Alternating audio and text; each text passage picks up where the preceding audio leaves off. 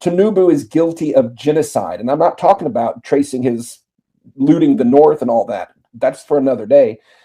For his intentional denial of aid and recognition of displaced under these circumstances, that has been prosecuted successfully in International Criminal Court as genocide. And I believe he needs to be indicted for that, because I have proof. There's living proof all over Nigeria of how he calls these people's criminals and vagrants and bums. He bulldozes their homes, denies aid, denies recognition. All he has to do is recognize them as displaced. That's all he has to do. And the international community has the money and the mandate to take care of them. But he denies it because they're eyewitnesses. And so Tinubu is guilty of genocide today, and all his administration is for covering up the displaced crisis. And I still want to put this to you. There are so many people who are in detention because they speak up, they agitated, they fought back, the militia, they did all sorts of things, against this power that be that is killing people, but they end up in detention. Most of them end up being killed.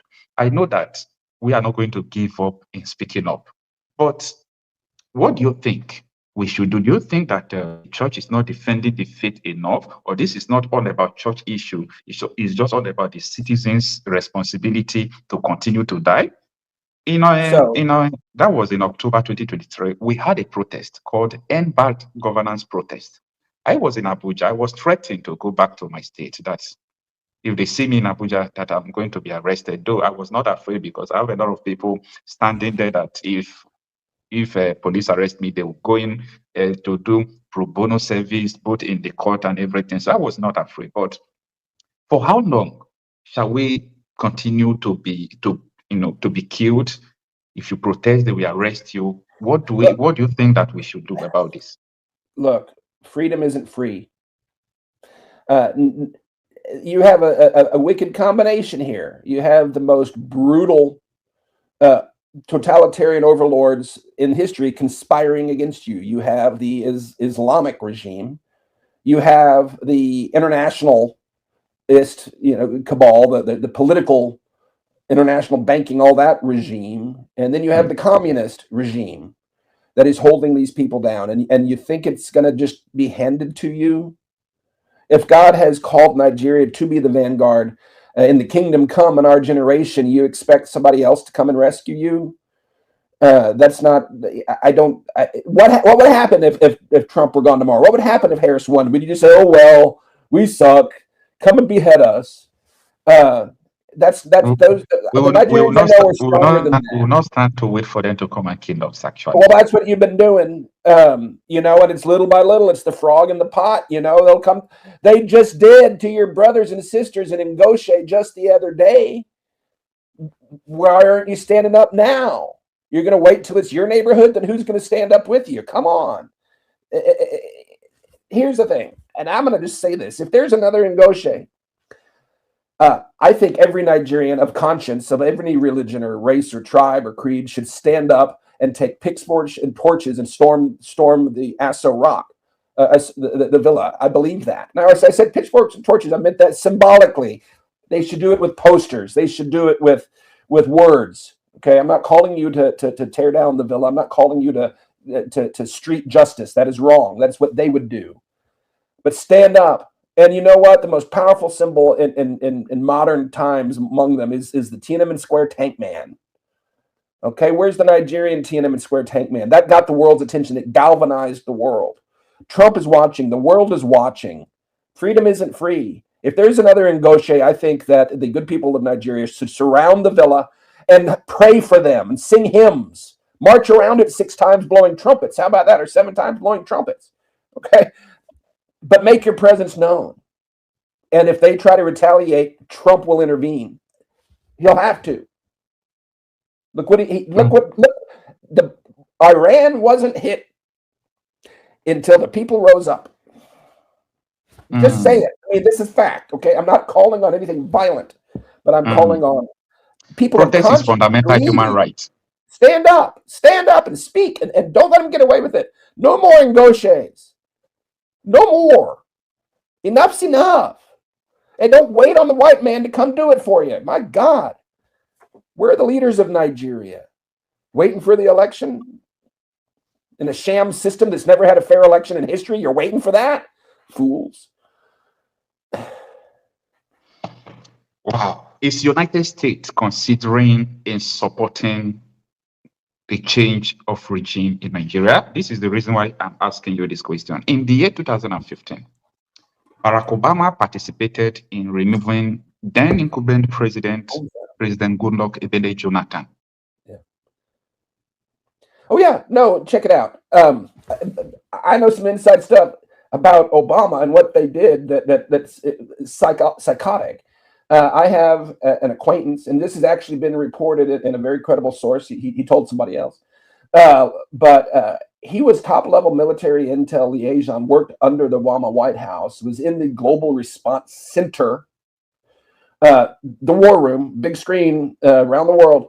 They had the Chibok girls on the screen where they were being held, and they were ordered to stand down. Now, mind you, this guy worked for the White House. Okay, ordered means who? Ordered to stand down and not give that intel to the Nigerian military, not rescue those girls, let them go. He ended up quitting military service for lifetime career because of that. He couldn't serve the government anymore. And that's when Axelrod was advising, and the Bring Back Our Girls hashtag, as I recollect, that came out of the APC, didn't it? That was an APC slogan. Bring back our girls. Well, they wouldn't have had to bring them back if Obama would have let us rescue them. Okay, that's pure evil. Okay, and that's pure evil. So yes, the U.S. did that under Obama, not the same as the U.S. under Trump. And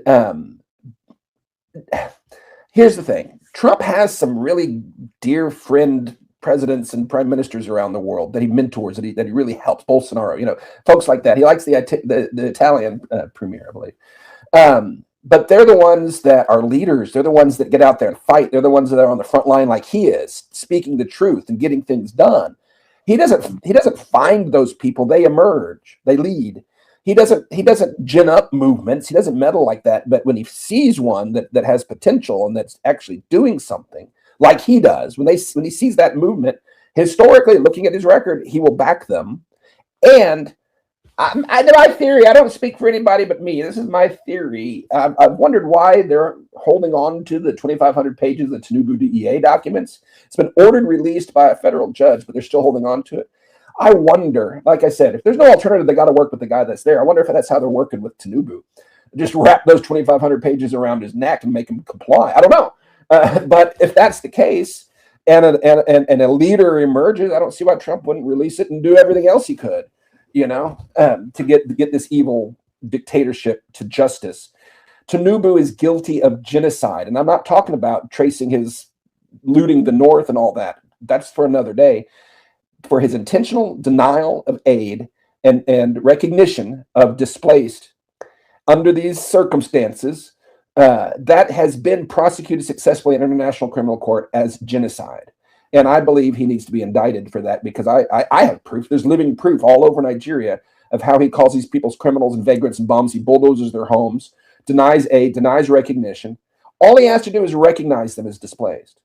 That's all he has to do. And the international community has the money and the mandate to take care of them. But he denies it because they're eyewitnesses. And so Tinubu is guilty of genocide today, and all his administration is for covering up the displaced crisis.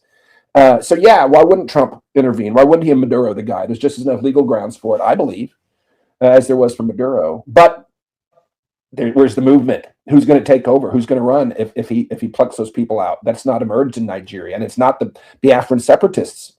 You see what I'm saying? You don't want to help?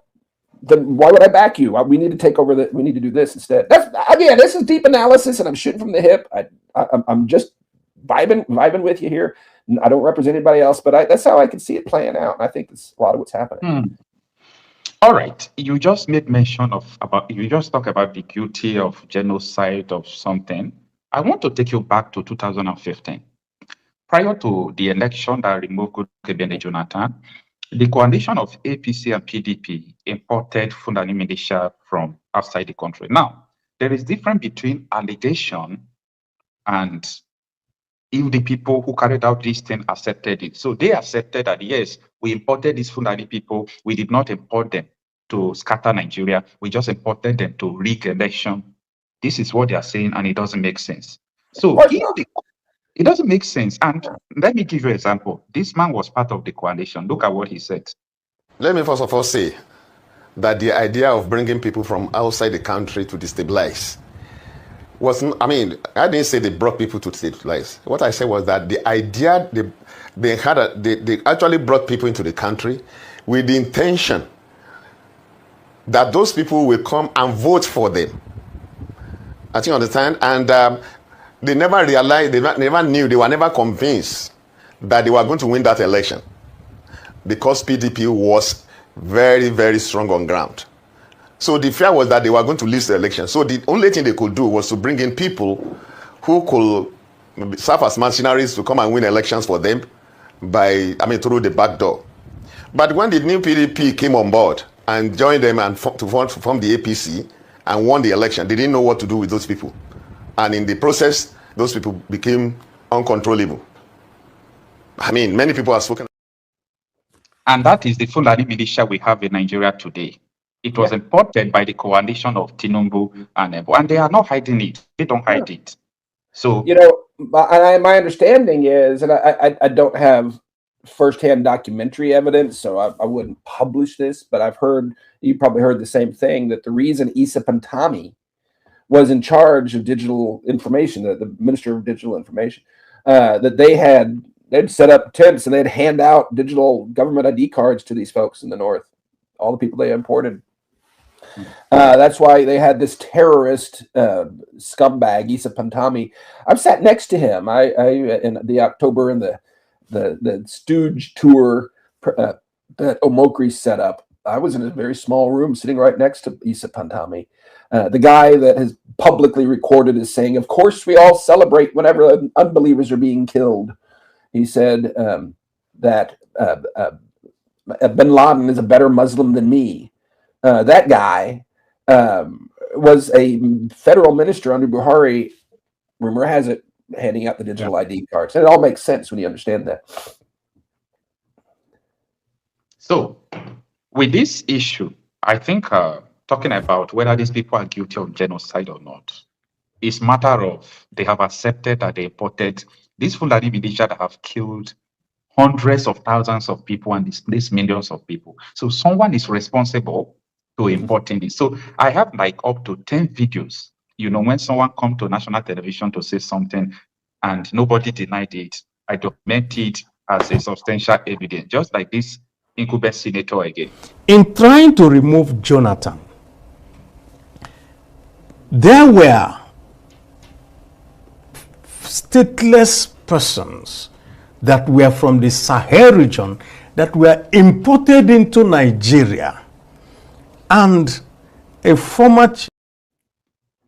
So everybody knows what is actually the problem, but nobody wants to confront the powers that be.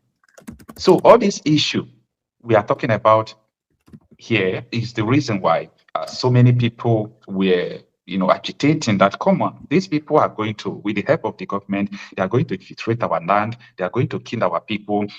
But you also say something that is very important, that, listen, you can't leave these terrorists in your backyard while talking about the separation of Nigeria, because they can come into your area, you know. But what about if Donald Trump did not win this election? It could have been the people will just be carrying arms, fighting. And the type of arms we can carry is just shoot, what is it called? Pump action. I can only register pump action. Government can only give me, license to pump action. They can't give me license to AK-47. They can't give me license to all those sophisticated weapons that the terrorists are using.